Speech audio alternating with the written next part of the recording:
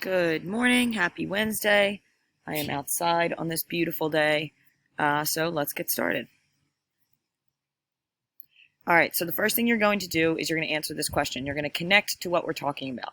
So when you're talking to someone, how might your tone show how you're feeling? You're going to explain in this box right here. You're going to type in your response. Okay. Then what you're going to do is some language focus. So you're going to fill in the boxes with a picture from Google that accurately represents the meaning of each word. So you have tone, conserve, preserve, and protect. The next thing you're going to do, in the following passage, determine which is optimistic or pessimistic by dragging the box over it. The box means this right here. So you're going to read both sides, and after you read, you're going to say, I think this one is optimistic, and I think this one is pessimistic.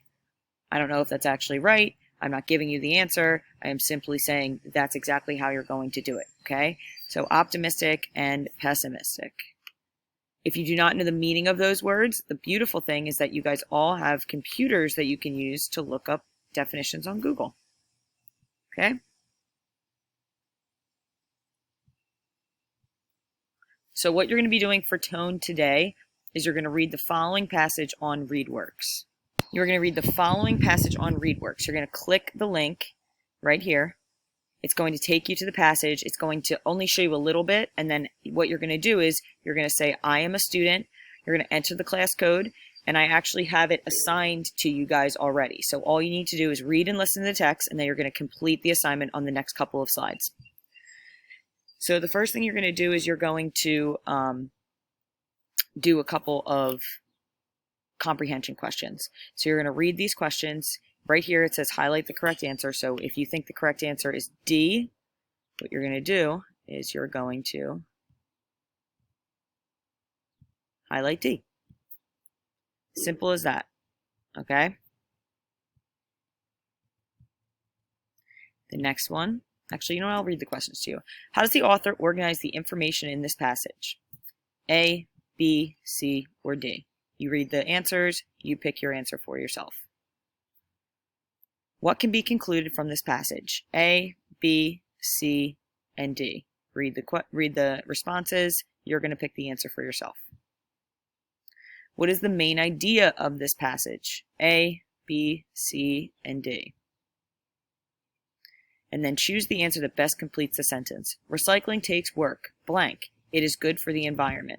You're going to pick A, B, C, or D. And you're going to do the same thing. You're going to highlight your correct answer. So I'll be able to see it. Okay. And the last thing you're going to do. So here's a list of tone words. You're going to use the passage that I assigned to you, and you're going to answer the question. The author's tone is blank. I know this because in the text it states, and then you're going to include a quote right here, and then you're going to cite it by putting the author's last name. All right, so that's actually it for today.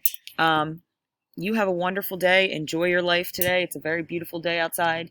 My dog is rolling around in the yard right now. So you have a beautiful day, and I will see you tomorrow.